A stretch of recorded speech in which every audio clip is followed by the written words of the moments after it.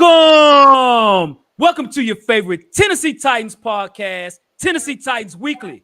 Jacques. What's up, folks? Good afternoon to all of you today. We hope your day has been well on this Thursday. Hope everybody's well, man. We got folks in the chat that are already starting up, man. Who we got in the chat? Man, we got Mark Sumter in the chat. Let me see what he says. Tighten up. We got Latoya P in the chat. He says, good evening, everyone. Mark Sumter says again, it's showtime. So people are still piling on in. You know, comments about to come in. You know how they do. They late. Yes, sir. Team Leader 2010. What up, brother? He says, tighten up. Are they rolling in now? I told you. Damian Beverly. What up, brother? Tighten up, fam. Tighten up. Hey, sound the horn. I'm waiting on everybody to come on in because it's about to happen. So definitely. And you know what I got to do, man. Let me real quick. I'm gonna pub it up on the gram. You know what I mean? I'm doing this new thing where I'm pubbing it up on the gram or whatever, right? So I'm trying to get the gram up. We're trying to get our followers up on Instagram and everything. So, hey, man, real quick. Hey, we live, guys. Tennessee Titans Weekly. I'm going to post the link in the chat. Definitely, man. Come check the show out. We definitely here. You feel me? And we got our special guest is about to, hop on in a minute, but definitely. So quick, we got some more folk in here. We got Derek B in the building. Tighten up. Finally caught a live show. Yes, sir, Derek. And I see you Welcome, got that. Derek. Welcome. Hey, Gators, I see you, man. We live in SEC countries, so you know them volunteers beat them Gators, man. I know you feeling some type of way about that, brother. So that's definitely. But welcome to the show, man. We really appreciate you coming to the show. Absolutely. So, well, good stuff, man. Hey, welcome everybody. We hope again you've had a great day. As you all know, the Tennessee Titans and the Indianapolis Colts are ready to battle on Sunday for the classic AFC South battle. It'll be our first AFC South game of the year, the Colts' second AFC game, AFC South game. So, it's time for us to get ready and everything. And so, it's on. And so, for those that are, tuning in for the first time, again, this is what we do, man. Normally on Thursdays, man, we do our live chop up, and we like to have special guests from other teams. And so, we actually do have that today. And this is a podcast that we've done several shows on. They've been on our show. We've been on their show, man. These are some great guys, man. They are from the Indianapolis Colts.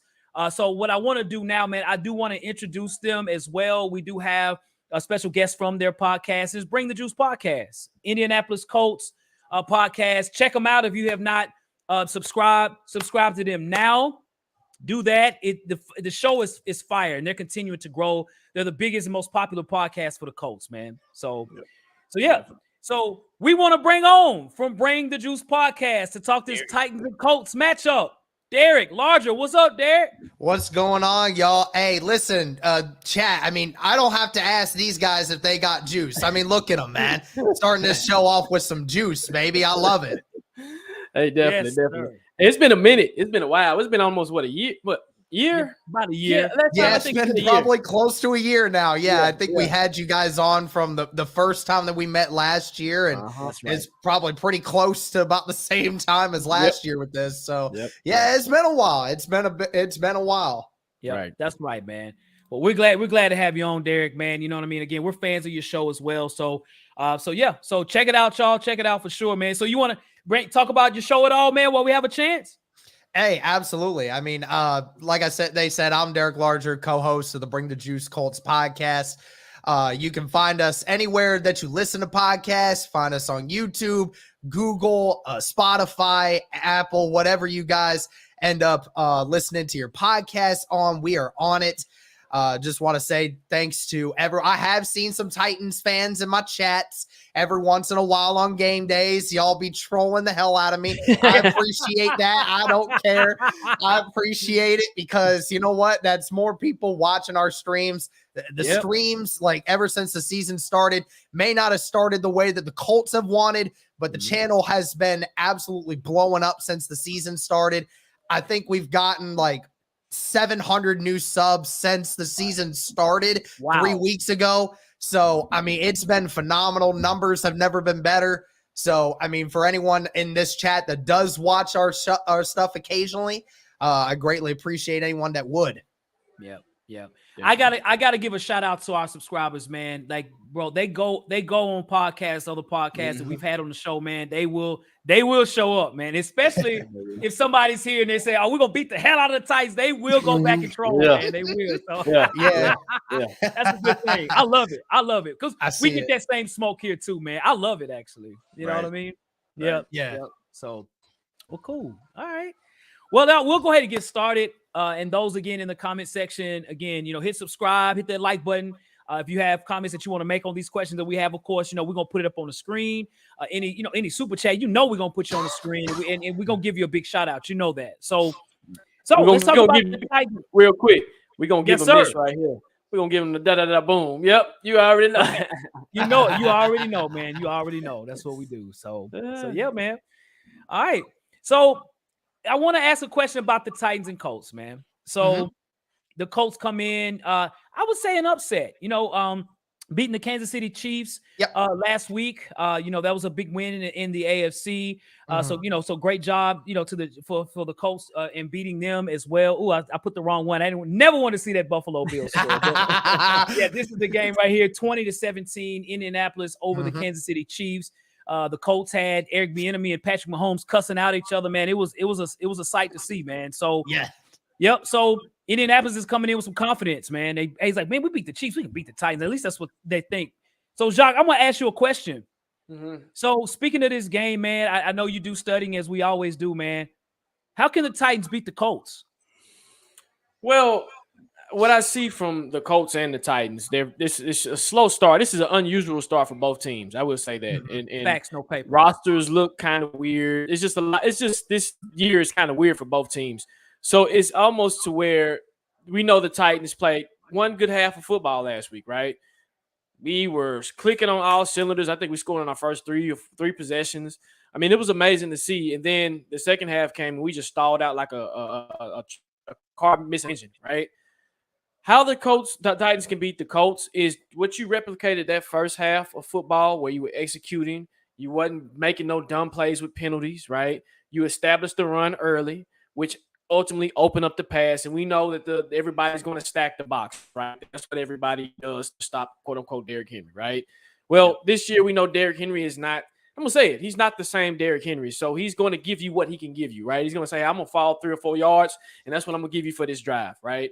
Tannehill is another one where, hey, you got to stay focused and get it to your playmakers. And one thing that I noticed last week, he was getting it to his playmakers early. Robert Woods. Like I said, I think it was 21. He averaged 21 catches per catch or whatever last week. So it's the same thing that you have to replicate. We don't know if Shaquille's going to play. So if Shaquille doesn't play, that does give us a huge advantage because that's one of the best linebackers in the league. And he takes away that element that where, hey, we can sit there and say, okay, we can kind of attack the Colts with the run game early in the pass. Now I know they have they've upgraded with their corner position, and they've upgraded with certain positions. But on offense, start early, start fast, right? Replicate that same thing that you did in the first half. Replicate it because what you want to do is you want to get on the Colts early. You don't want to get down early because, like I said, both teams are kind of even. So you don't know when a team is going to strike, right? They can start slow. This can be a low-scoring game. This can be a high. You don't know, right? So you have to kind of replicate what you did. It was a good even mix of pass, good even mix of run.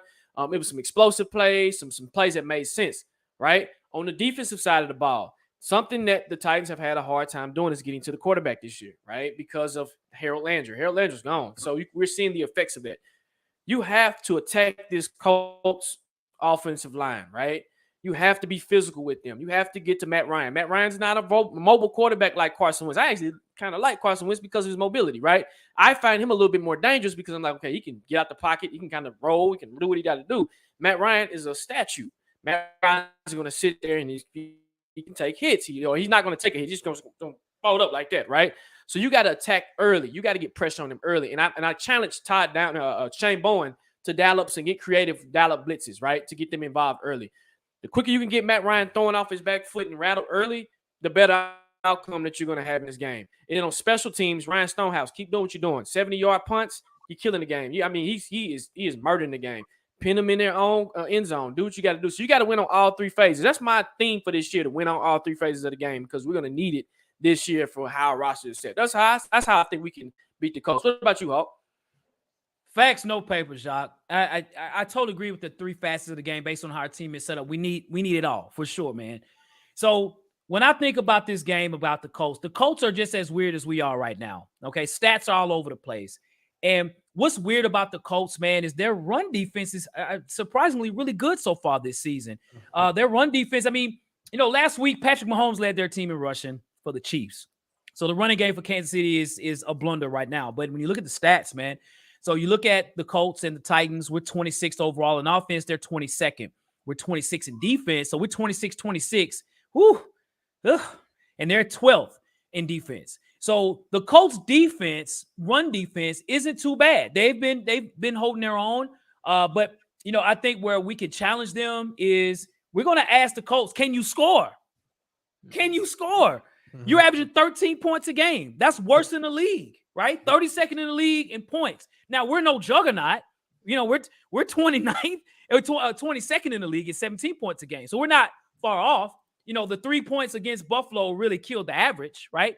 But when you look at the Giants game and you look at the Raiders game, the first half we were scoring points. Again, against the Raiders, we scored 3 touchdowns and 3 drives. So we have the capability to score.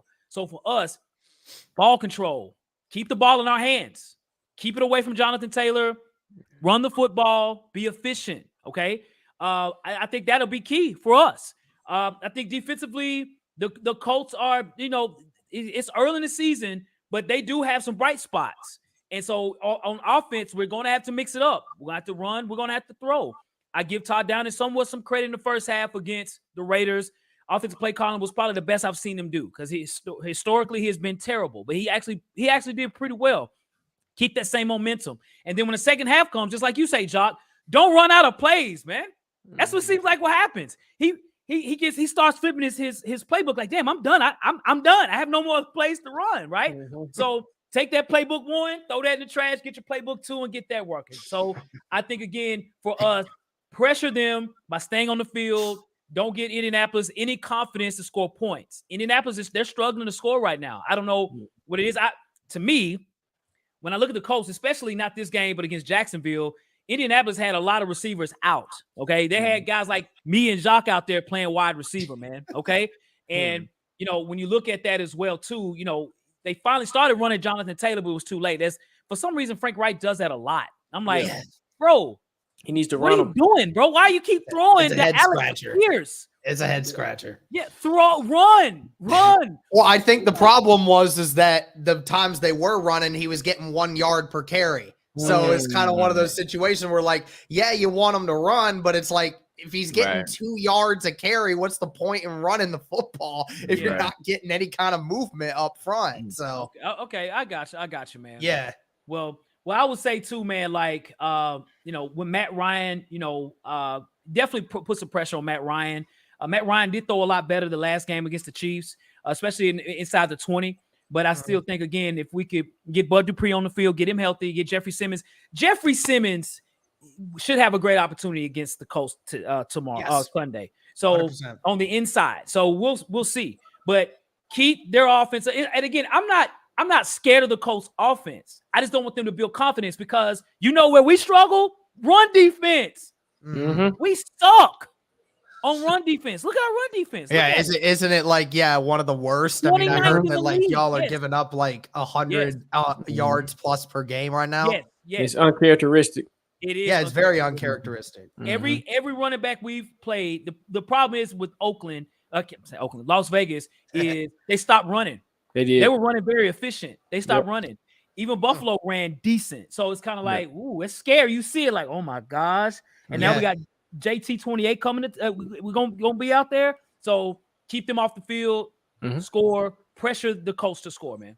Right. So real quick, I want to get to some chats and then I'm gonna get to the next segment. This is the questions going to go to you, Derek. So just give me 1 minute. We're gonna roll through some chats. So Mark Sumter says Blackman is out. So Blackman. Well, that's not been confirmed yet, but that's the impression that he's probably not going to be because he didn't practice the last 2 days. They said they were going to wait until after Friday's practice to determine if he's going to play, but the odds are he's probably not going to play based on what I've heard on his ankle. Yeah, I've seen that too, man. That's right. That's a big up for us. That is a big loss. That is a big loss. That is. It is. Let me see. Mark Jones. What up, Mark? How you doing, bro? What up? I think Ryan Kelly's fully healthy now too. Is that true? Yeah, I can run down the whole injury report. I just did a video on it 2 hours ago. Okay. Yeah. And so Mark says again, I think the Colts messed up trading Wentz. What I'm about to tell you guys, I mean, I will save it for the segment, but I can tell you why that Wentz would not be doing any better behind this Colts offensive line. Right. Gotcha, JT Terry with the $4.99 super chat. Yes, sir. JT Terry. Happy on Sunday. Tighten up. JT. Give him that. JT. Boom, yes, sir. JT Terry in the building, folks. Appreciate it, Thank JT. you for the super chat, bro. We really appreciate it, man. Thank you. Yes, So, real quick, guys, we're going to the next segment. And Derek, this question is going to be for you. So, we just gave some reasons of how the Titans can beat the Colts, right? Please give us Titans fans and any Colts fans in here on how the Colts can beat the Titans. Well, I mean, the only two, I think, in regards to what you guys were talking about earlier about Leonard, I said last week that I thought he was going to play against the Chiefs. He didn't end up playing. The Colts said they wanted to get him as many opportunities to practice before he actually plays and let him decide whether or not he feels good enough to play. Now, I think after the way the Colts on defense beat up on the Chiefs last Sunday, I think he has extra fire to want to be out there this week after rehabbing for another week and getting that strength back in his back and in his ankle. So I think that we could see Leonard back for the first time this season. I believe so. And then when we're talking about the rest of them, like I said, Blackman might be out. Buckner might be out, but then again, he only practiced one day last week and he still played. Buckner does that a lot, so I'm not definitive on him being out. Here's the problem. Well, I mean, you guys kind of talked about it already, is that the way Indianapolis wins this game is to actually run the football. I mean, it's no joke that the Titans have struggled so far with stopping the run. And that is what this team is trying to predicate itself on, as being the run team, right? And Jonathan Taylor started off slow right now. That's mainly in part due to the offensive line right now not playing well at all. But, you know, I think he's due for a big one, and this is a big game for that specific reason. And I think he's looking to get statistically back into the area that we were hoping he'd be in. So that's the biggest punt, is being able to do that. And the only way the Colts win this game is if that offensive line does better this week than what they have through the season. Like Matt Ryan, like I know it's 3 weeks into the season, guys, and obviously it's like only 18% of the season is done at this point. So there's still a lot of time left. And I hate doing the projection thing because sometimes like it can be misconstrued. But if Matt Ryan continues on the pace that he's at, he would be sacked 68 times this year on what this offensive line is doing. Wow. It has been terrible. Like, this is not the Colts offensive line that we are paying to play right now. I mean, they are missing blocks. They're like, there's literal times when linebackers will go through the middle of the offensive line and guys just won't block them. Like, it's so odd. It's uncharacteristic of the Indianapolis Colts offensive line, which everyone 2 years ago was saying was maybe the best offensive line in the NFL. Now they are the worst offensive line this year by every metric. So it's really odd that like everyone on the offensive line besides Quentin Nelson is struggling. Everyone. So you mentioned it, Jeffrey Simmons. If this is the game that he's supposed to come out and shine, this is the one. Yep. Like, this is it right here, because Ryan Kelly and Danny Pinter have been struggling in the middle to basically block anyone. Danny Pinter was getting blown up by Chris Jones last Sunday, and there were times Ryan Kelly was offering protection and just letting guys run free up the middle because he was afraid of letting Chris Jones make a sack. So right now, this Colts offensive line, it needs to pass block better in order for the Colts to gain any kind of consistency, because that's the problem with the Colts right now is every metric is skewed by the fact that Matt Ryan can't throw the football right now because the offensive line, he's getting pressured on 28% of his dropbacks. Wow. I mean, he's getting pressured almost every other time he goes back there. So it's really bad right now. And that's the only way that the Colts are going to be able to get any kind of consistency is if that offensive line cannot miss easy blocks. I'm not worried about guys occasionally getting blown up because sometimes that happens, and especially against this defensive line they're about to face with the Titans, that's probably going to happen a couple of times. But the easy missed blocks is what angers me the most about it. And for the defense, I mean, they have to do the exact same scheme that they had against the Kansas City Chiefs. They have to load this box. They have to get pressure on Tannehill. The front four, I'm trying to think like beyond week 3, and I'm trying to think of it in totality of what the whole team has done through weeks 1 and 2, because the first 2 weeks, the Colts front line did nothing. I mean, they stopped the run, yes, but they got almost no pressure on Davis Mills and on Trevor Lawrence. They pressured Trevor Lawrence 2 times in that game. That's it. They never sacked him once, never hit him once. Davis Mills got sacked twice, or 3 times, but he got sacked. All of those came in the fourth quarter and overtime. So that was late in the game.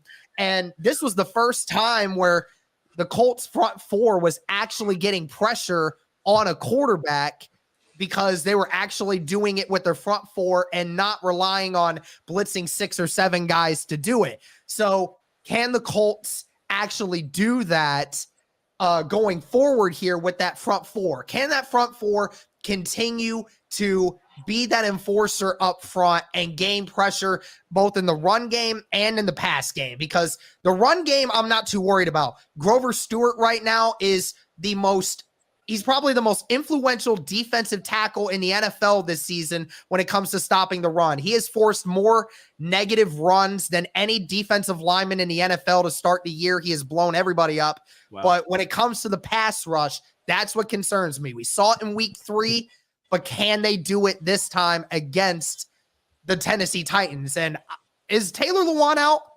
Yep, for the season. That's what I thought. That's what I thought. So, I mean, Yannick Ngakoue has to have another big game too, because Yannick had a huge game against the Kansas City Chiefs. Yep. He was in Patrick Mahomes' head. Patrick Mahomes was nervous with Yannick coming off his backside. He needs to have that same kind of fear installed into Tannehill if we want to disrupt that offense. Yeah, I agree. Yeah. Great breakdown. Facts, no paper. Good. That's good stuff, man. Great breakdown, definitely. Real quick, guys, we have another super chat from Ian Talley with the $4.99 super chat. He says, "Tighten up, fellas." Yes, sir, Ian. Hey, bro. Well, I would say Hurricane Ian, but that's kind of insensitive. But Ian Talley, it's a little bit. Yeah, it is. That is Ian Talley. Boom. Ian Talley in the building. Appreciate it, Ian, man. Sir. We appreciate it, bro. Definitely, we appreciate it, man. Definitely. Yeah. So, there, like I said, great breakdown, man, of how the Colts can definitely beat these Tennessee Titans.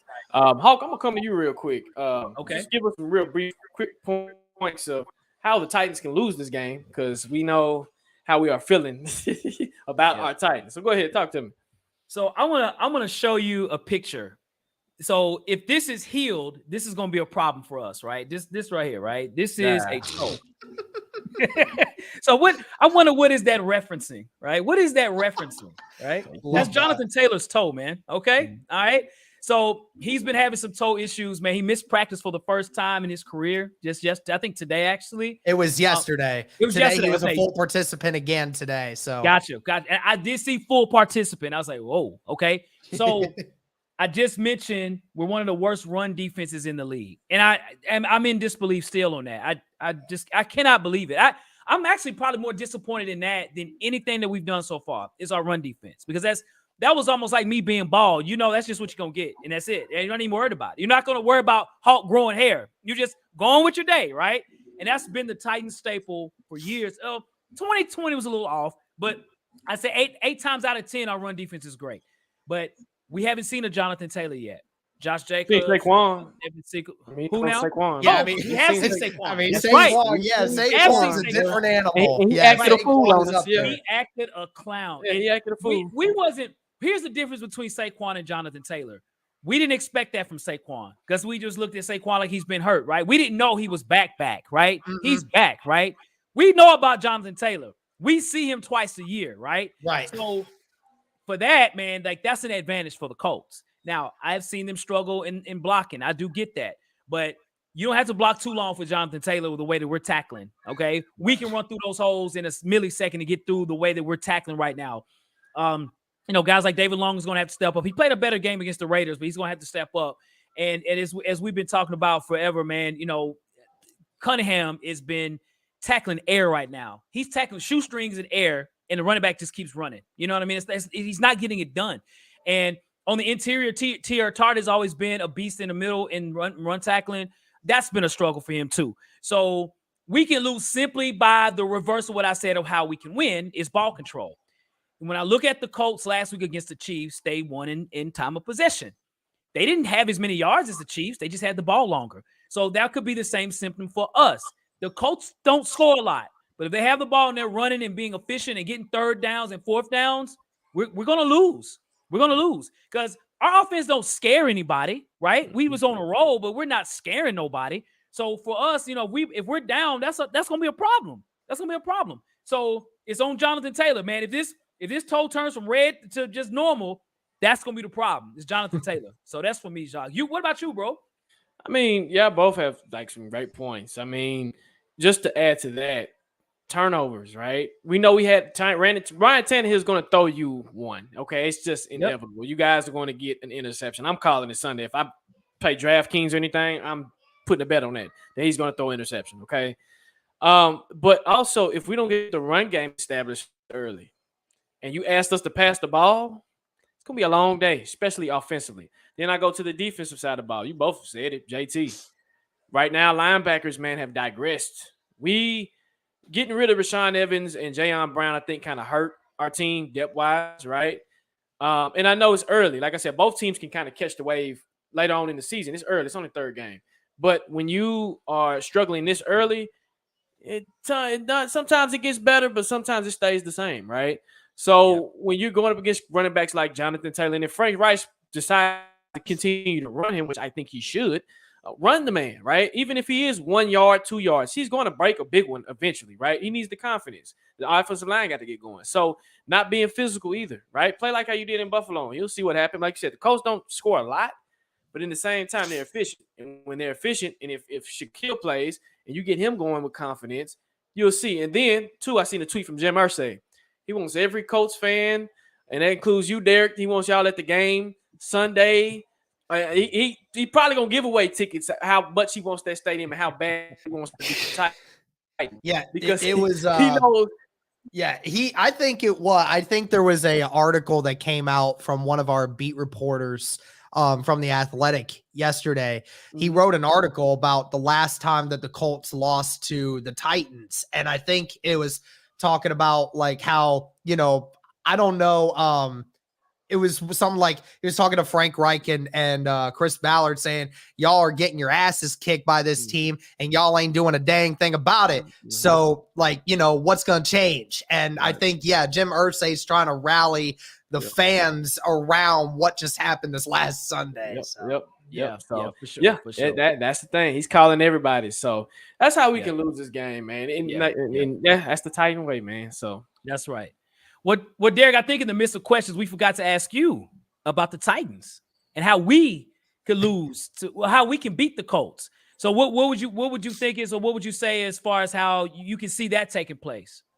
Well, I mean, it's the same thing that I kind of said earlier that I elaborated to. It's the Colts pass blocking right now. The number one thing that if the Titans want to win this game, the best way to do it is sending disguised blitzes. That is the biggest thing right here. If you guys can start sending, if your defensive coordinator can put together a good defensive game plan that sends linebackers or corners off the edge and forces the Colts offensive line right now to have to think and forcing Matt Ryan to seed blitzes, you guys might have a really good chance in this because through the first 3 weeks, Matt Ryan and this offensive line have not done a good job of working that. I mean, the Chiefs sacked Matt Ryan 5 times in that game. Matt Ryan was hit a grand total of 12 times in that game.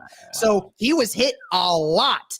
And that's the Chiefs defense. Like, I mean, I could only imagine like the front seven and some of the blitzing corners that you guys could have. I mean, I could only imagine some of the stunts and some of the other disguise stuff that y'all can come up with. So that for me is the biggest thing that the Titans need to take advantage of is getting creative with the blitz packaging, because right now the Colts offense has shown their inability to read that stuff, and the Titans need to take advantage of that while the Colts are still figuring it out. That's a great point. Gotcha, great man. point.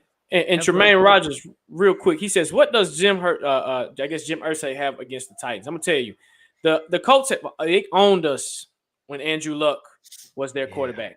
They did. Okay, we could not beat the Colts to save our life. Like it's just one of those years, and I'm being honest.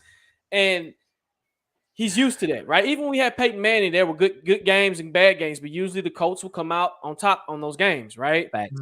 And this is something Jim Irsay is not used to. He's not used to the almighty little scrumpy Titans beating them. And we swept the Colts last year. That's not supposed to happen, right? Usually we split with the Colts, and then we'll probably sweep the Jags and probably split with the Texans. But that's something not usual. Now, I've seen like mighty Colts teams, like the teams from the Peyton Manning era was amazing, like with Bob Sanders, all those guys, right? But you look at this Colts team now, you're like, okay, what's happened? What fell off, right? Y'all have talent, but it's not like the talent they used to. So just to answer that question, that's why he has bug in his ass about the Titans. It's because of that. They owned us, and they're trying to get back to it. And, of course, you win the division, you go to get a home playoff game. That's right. That's right. Yep.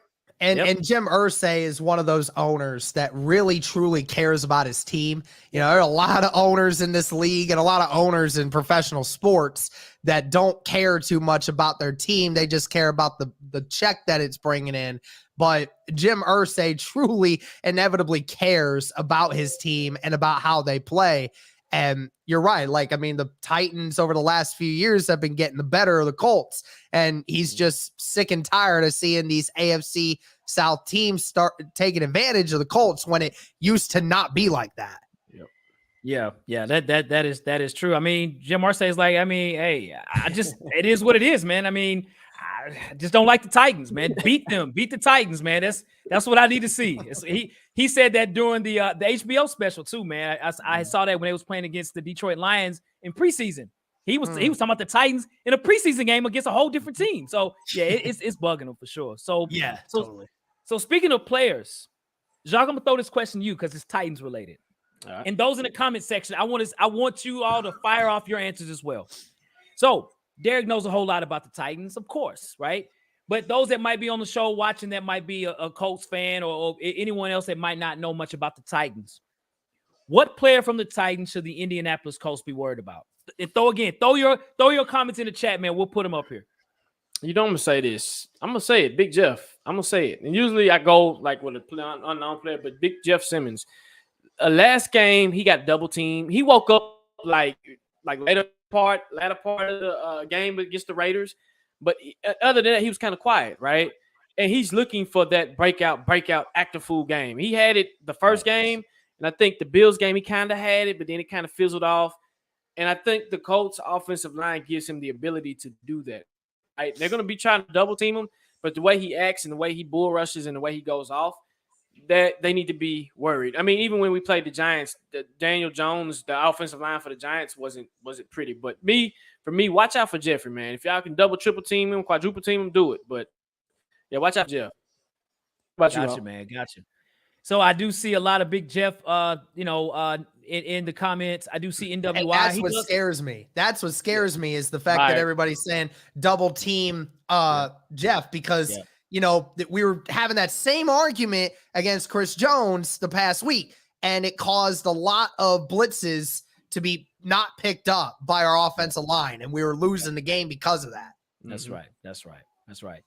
So for me, Derek, I'm not sure if you know much about this guy that plays for the Titans, man, but Currently, when it comes to touchdowns, he is at 0 right now. That's just where he is right now. But I think that's going to change this game, man. When I look at the Colts defense, their pass defense, their coverage, I mean, they got Stephon Gilmore and they got Kenny Moore and those guys. But, right now with Julian Blackmon out, they have some struggles right now. And so who I think is going to have a great game is our rookie, Treylon Burks. I think Treylon Burks is going to have a really good game, man. I think he's going to score his first touchdown. Mark my words, he'll score one touchdown, at least one touchdown. Now, I was right about Derrick Henry the last game. I said he'd have over 80 yards rushing. He had 85 yards rushing. He also had 40 or 50 yards of receivers. He had 150 yards of overall offense. I said 2 touchdowns. He had 1. So I'm saying this game, Treylon Burks would get at least 1 touchdown against the Colts. I think, man, right now they're trying to figure out him and Robert Woods right now are our receivers. But somebody's got to take the reign and say, I'm wide receiver 1. I think Treylon Burks is starting to inch that way. So I'm going to give it to number 16, Treylon Burks. That's who I think will be the player for us that's going to do well. How did he only have 1 catch for 13 yards against the Raiders? How? They not targeting him. They not targeting him. That was weird. That's just really odd. I mean, it's just like, you drafted this guy to be your number 1, and then he's only has 8 receptions through the first 3 games. Just seems really odd. I'll tell you what's wrong. It's our offensive coordinator. That's what's wrong.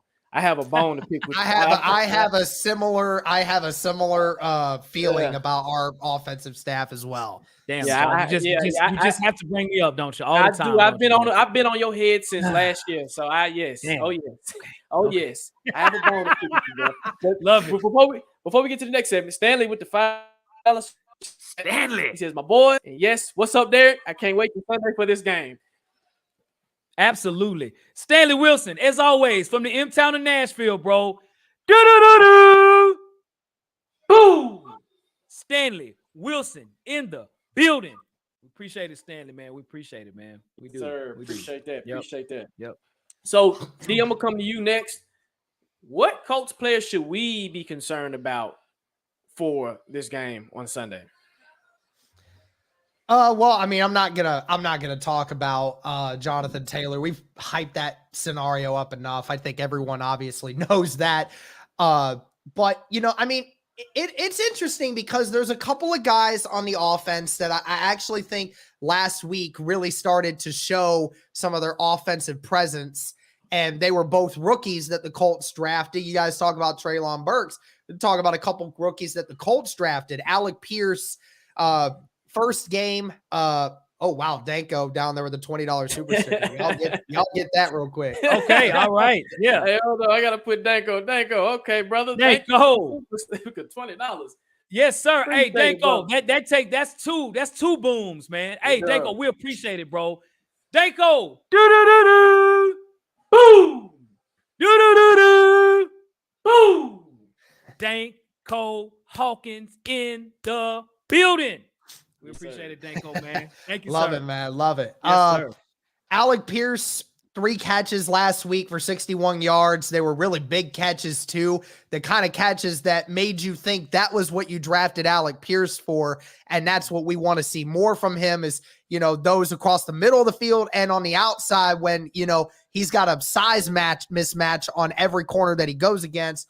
And Jelani Woods, the tight end out of Virginia, last week, only needed 2 catches, and he changed the game for the Indianapolis Colts. Those 2 touchdowns, big, especially that last one. I mean, when you 6'7" and 260 pounds and you going up against anybody, all you got to do is get your hands on it and you just manhandle people. I mean, that's literally what it was. It was like little brother trying to guard big brother, and it just didn't work out. So I hope that in the red zone specifically that the Colts start using him a little bit more. And on the defensive side of things, like I mentioned before, Yannick Ngakoue is another one that I really think you guys need to be paying attention to, because if I'm not mistaken, didn't somebody tell me that LaRaven Clark is going to be the starting left tackle for you guys this week? I don't know if he's going to start. I know we signed him I don't think he's gonna start. I don't think. Okay. We have what's his name started. We don't even.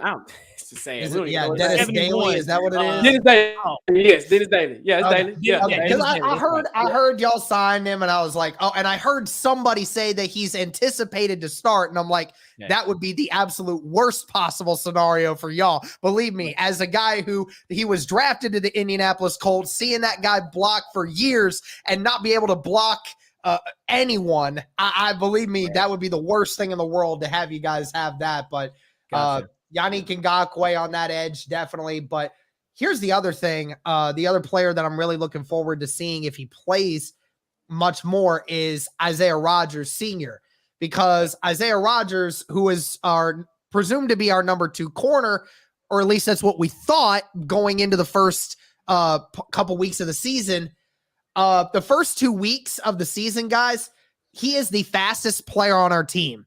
He had 3 interceptions in 2021. He clearly showed he could be the number 2 corner on this team going forward. Gus Bradley played him a total of 0 snaps through the first 2 weeks of the season. Very odd. Like Indianapolis is saying, why in the hell is Gus Bradley not playing our fastest guy and playing our best corner that was on the roster before you signed Stephon Gilmore? Now, we know why. It's because Brandon Faison, who was brought over with him from his system in Las Vegas, he has a favorite of Brandon Faison because his body type does better in the zone scheme he likes to run. But I think he saw this last week when you had Isaiah Rodgers on the field, Patrick Mahomes was hesitant to throw the ball his way because anytime that one of those receivers got open, Isaiah Rodgers was able to catch anyone on the field. So I'd hope to see more from him. We may see a bunch of Brandon Faison this week because of, you got Robert Woods and Treylon Burks, who are a couple of bigger body wide receivers, guys that are maulers, guys that can, go up and get the ball. And then you got Nick Westbrook-Ikhine, who, can get behind somebody. So maybe that's something where we see Kenny Moore or Isaiah Rodgers play a role. But I'm really hoping to see more of Isaiah Rodgers in this game because he needs to play more. This defense looks different with him out on the field. And I don't know why it took Gus Bradley so long to figure that out, but I hope it continues to be in the right trend. Right. Okay. And by the way, I had us in our mock draft drafting Jelani Woods. He did.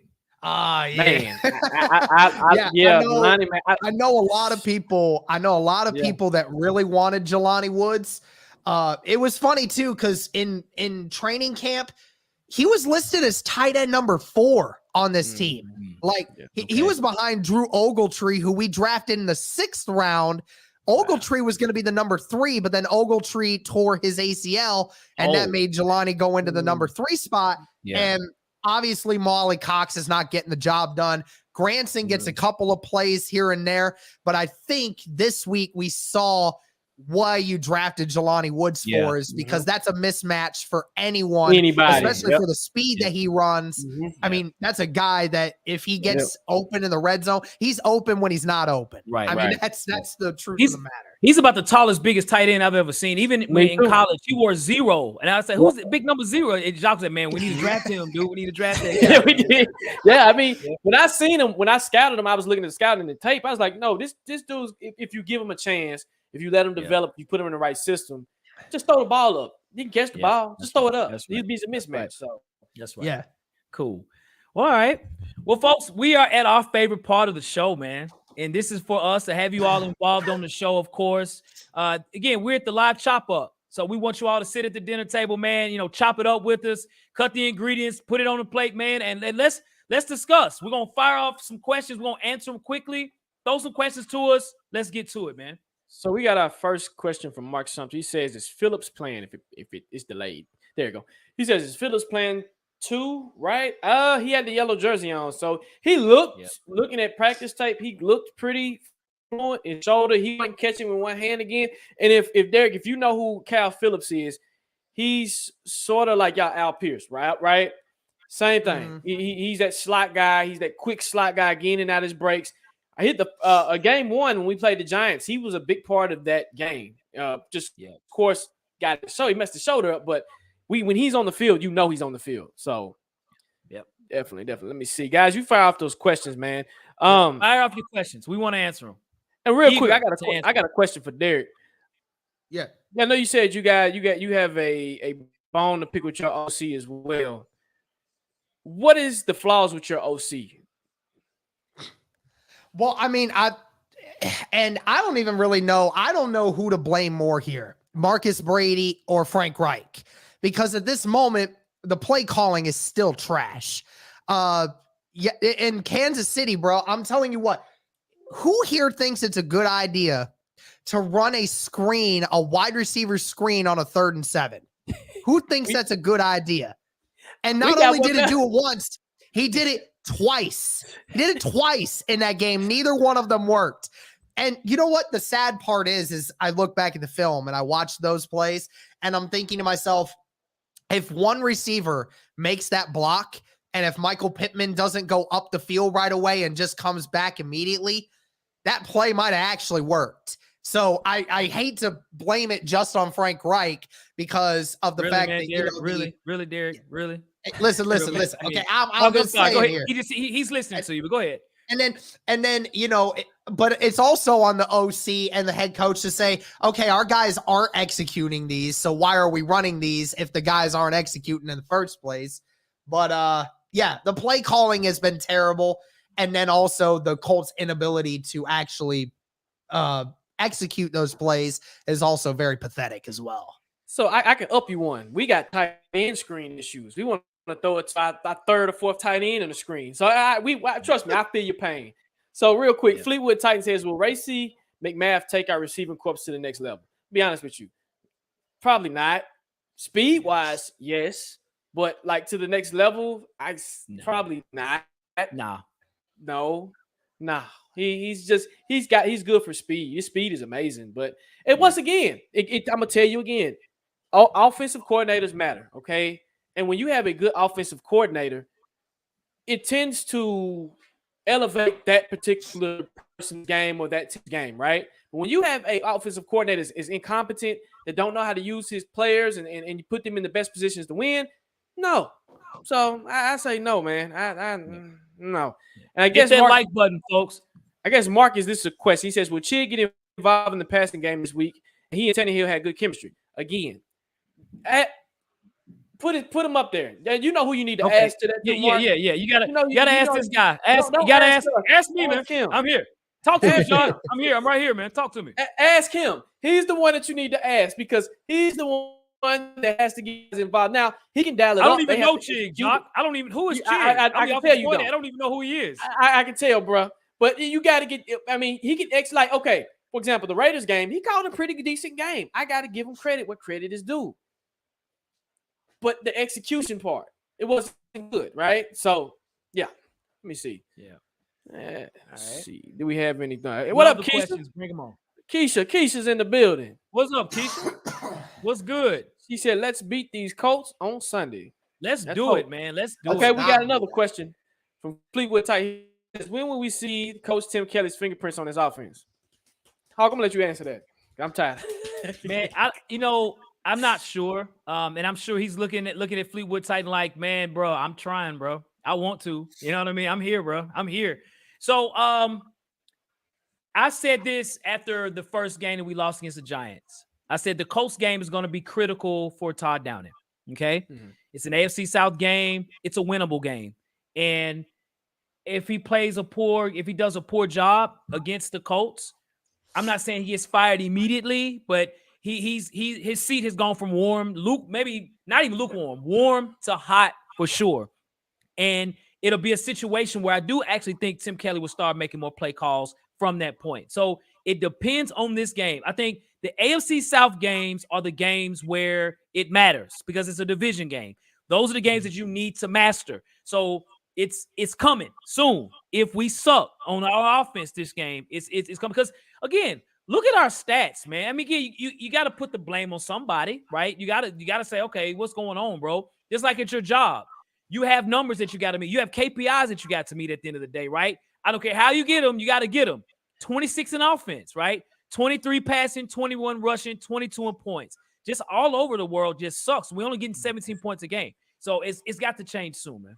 Yep. And while we wait on another question, Derek, I'm gonna come to you with another question. So with that being said, which you see how the Colts have formulated the team, how far do you think you see the Colts going this year? Playoffs and beyond, not making the playoffs. What do you think? That's a very tough question at this moment in time. You know, Right. I thought that this team would show me a lot more through the first couple weeks of the season than what I've seen. You know, this team should be 2-1. And I mean, realistically, this team should be 3-0 going into this. But I mean, again, the team has a slow start. It's been the same way every year since Frank Reich has taken over the team. You know, at the end of the year, the Colts, you know, they find a way, like midway through the season, they start stringing together some wins. Mm-hmm. You know, they start looking like a playoff caliber team, and they look like a team that can beat anybody, right? And then you see at the end of the year, just half the time, they just don't look the same.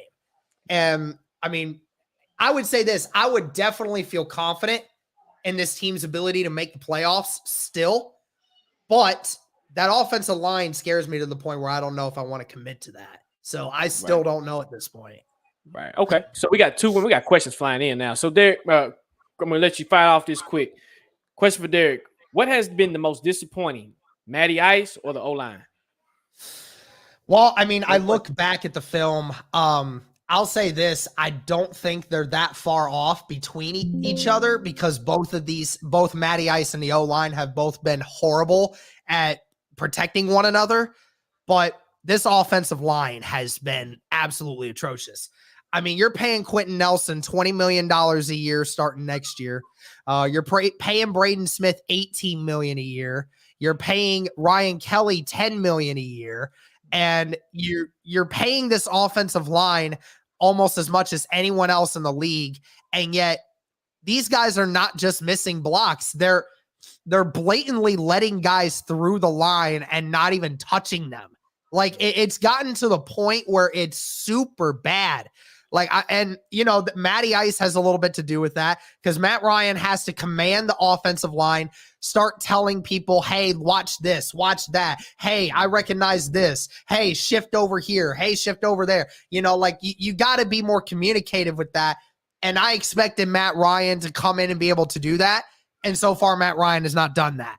But at the same time, you know, this is a veteran offensive line for the most part. I mean, most of these guys have been in the league for 4, 5, 6 years. And this kind of stuff is something you would see at like a high school level, like not in a professional football game where you're just letting guys through 60% of the time. So it's hard to say, but the offensive line for me right now is the most difficult thing to swallow right now.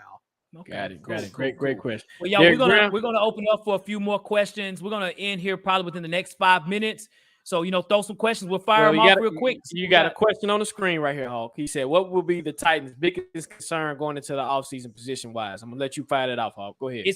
It's hard to answer because the season isn't over yet. You know, I look at injuries and things, but if the season ended today, I think the biggest concern is corner. I think that, just in general, just in position depth, right? You got McCrary, you got, Christian Fulton. So, I do like those guys, but you got to add some more to it as well. To me, bro, it's a lot of holes. I think quarterback is an opportunity, right? Going into the offseason as far as what are we going to do? Offensive line, what are we going to do? It's the whole team. If the draft started today, draft BPA, best player available. That's my answer. I'm going to say we need a playmaking linebacker. You need a playmaking linebacker. We need somebody that can go in there and do something. Like you said, it's hard to answer that right now, but if we had to today, man, give me a linebacker, man. We need somebody that can plug up there. We need a dog like Shaquille. We need a dog. We don't have enough dogs, man. And I think we got puppies, but not dogs. So and my boy Gio, what up, Gio? He says, man, easy answer, quarterback. Yeah, y'all got Malik Willis. Y'all don't need nobody. Hey, man. We'll see, I man. do The wanna, competition I do should want be. to ask y'all. I do want to ask y'all because I talked about this on. I made a video right after the draft, right, and I made it to kind of troll Titans fans a little bit. I ain't gonna lie. That's all right. Hey, that's great, man. It was when Tannehill had that press conference right after, and they were asking him about, being a mentor for Malik Willis, and he said that's not my job. Right. Now, for me personally, I hated that because, like, he's totally right. It's not his job to do that. He doesn't have to do anything. But I mean, I think it's one of those things that when you're the leader of a team, when you're the quarterback and you're the leader of the franchise, it is your job to be, like, unequivocally your job to be a mentor, especially for the young guys. Me personally, I thought that meant he was like terrified of Malik Willis coming in and taking his job. I'm curious to hear your guys' thoughts because I haven't really heard anybody, like, Titans wise, talk about it too much. I mean, Did you guys have an issue with Tannehill making that statement? We had a whole video on it. Go ahead, Jacques. We had a whole video on it.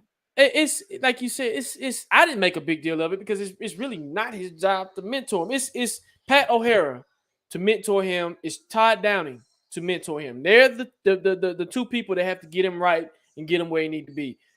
One thing I do like about Malik is he doesn't make the same mistakes twice. Now I know it's preseason, but he kept improving each game. Now he start him today. No, he has to sit. He has to sit down and learn. That's how I look at it. Sit down, learn the game, learn the clipboard. He got lucky coming into the Bills game because they didn't want to get hurt. But sit down, learn the game. And I'm gonna say this might bring some controversy, but I still think you might need to draft another quarterback to bring more competition in, just in case, right? But Malik has what you call the it factor. He has a strong arm. He has talent where he can evade. He's your prototypical new quarterback that's in the league now. He's the Patrick Mahomes. I'm not calling him Patrick Mahomes, but his ceiling is high. He has Josh Allen, Patrick Mahomes is, right? Now I know a lot of people say he's baby McNair. A lot of people have compared him to Air McNair. Now we can't come out and say that, but the way he carries himself and the way his game is, he sort of does have some McNair-ish type things to him. But he just needs time to learn. What about you, Hawk? Yeah, I agree with everything you said, man. Not much more to add to that. I totally agree. You know what I'm saying? Yeah. So I think somebody asked a question to Derek about the Jags. Oh, what is this? Okay. This is a good question. Is Frank Jobs safe if they don't win the division this year? Ooh, is he getting fired there? Here, I'll tell you what Colts fans have been saying about this coach. I'll say this. If they don't make the playoffs or if they make the don't talk about no playoffs, Derek. Playoffs. If they don't make the playoffs, hell, if they make the playoffs and don't win a game, he's gone. His ass is grass. I mean, I'll be dead ass. I mean, everyone thinks the same thing. Everyone's saying the same thing. It's the same thing every year. You start slow, you underperform at the beginning of the year. It's the same year. It's the different year, same result all the time. And, you boosted about how this team is ready to go with all the talent you've acquired and the leadership that you acquired. And if this new leadership is not getting the result, then we understand what the problem is. And it's the head coach. If you bring in new players that you say is an upgrade, but yet that upgrade is not showing results, then there's there's a constant in there that is holding the team back. And we know it's the coach. And I think everyone is ready to say that if they don't advance into the playoffs and there's no progress shown, then he needs to be gone. And I'm perfectly fine with it. I think so too, man. We're going to take one more question and we out. But real quick, Tremaine said, my cousin is watching with me and he's a Jags fan. He wanted to say hello, Derek. Duval. Hey, come on now. Why y'all got to be doing that to me, man?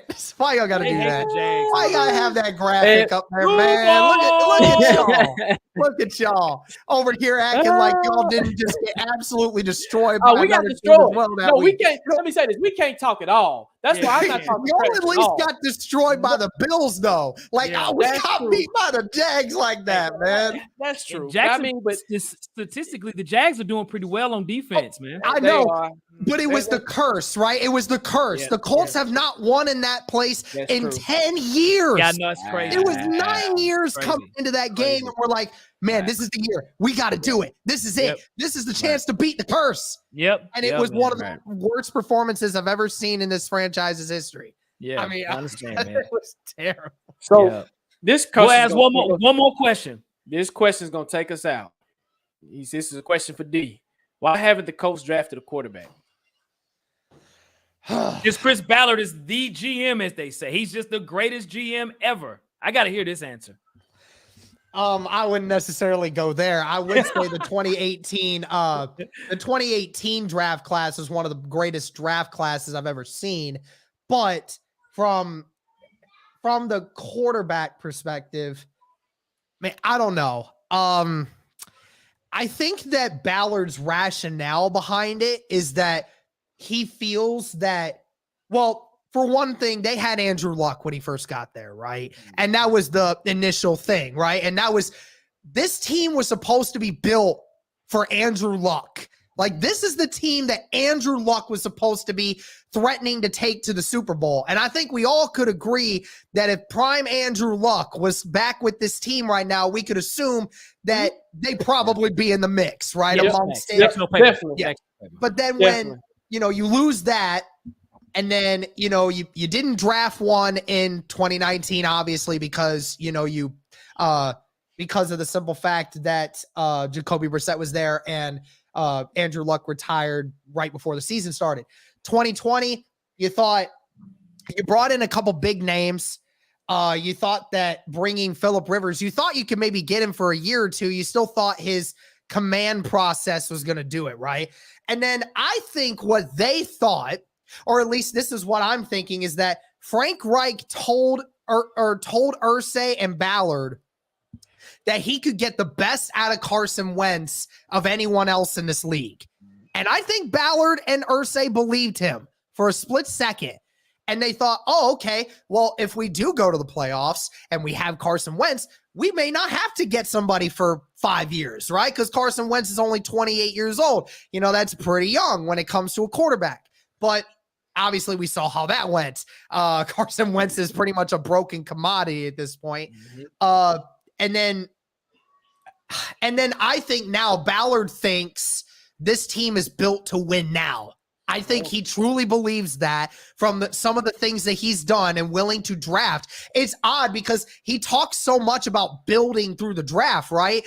But he hasn't applied that same logic to getting a quarterback to fix it, right? And I think the problem is that Ballard doesn't like trading up to go get quarterbacks. He likes his draft capital. He doesn't like trading it away when you can get players that he thinks is better for that situation.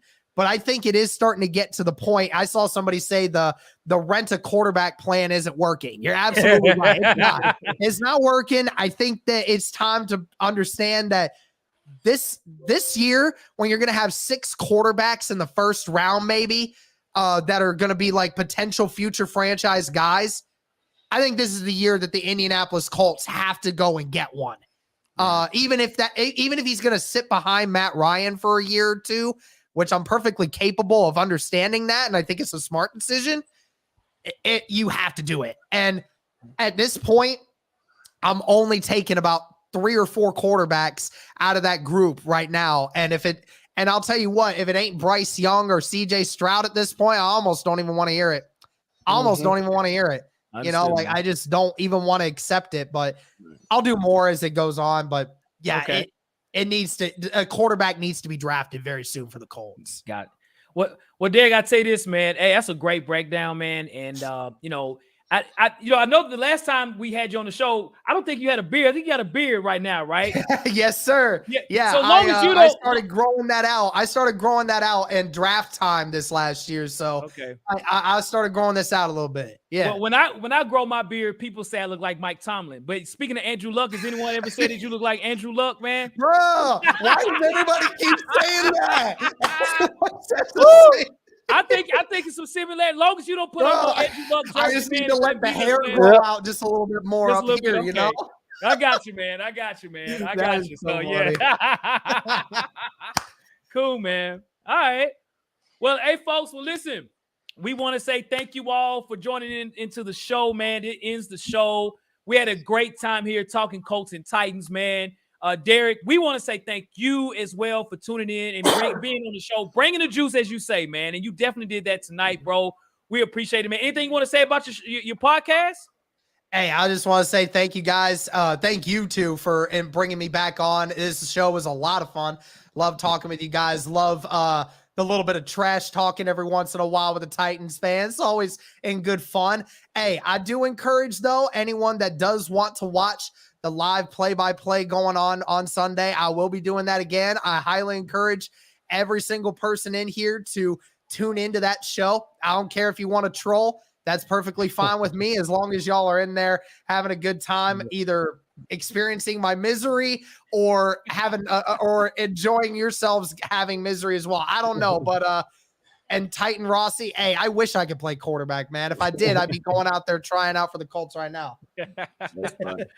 Got you, man. Got you. So cool, man. All right. So again, we do appreciate it as always, y'all. Thank you. For those that gave super chats, those that have been in the comment section. As always, man, it's live, a lot of energy. You all know, again, we are on other platforms. We are on Twitter, Titans Weekly 24/7. We're on Instagram at Tennessee Titans Weekly, and we're on TikTok, folks. Check us out at Tennessee Titans Weekly. Again, we have uploaded more of our shorts. So again, we're putting more content out there. Hey, man, check us out. And once you do subscribe to Bring the Juice podcast, and like I said, one of the best Colts podcasts out there, the one that we rock with, we've been rocking with for what, like I said, a year, 2 years. We've been rocking with, we kind of think we all kind of established each other at the same time, too. It's crazy. Yeah. So, but we've been rocking with D for the longest, so it's good, man. We're definitely going to bring him back, and we're going to be on his show the next time we play them guys. But when you subscribe to our TikTok, our YouTube, our Apple Podcasts, cut your notification bells on.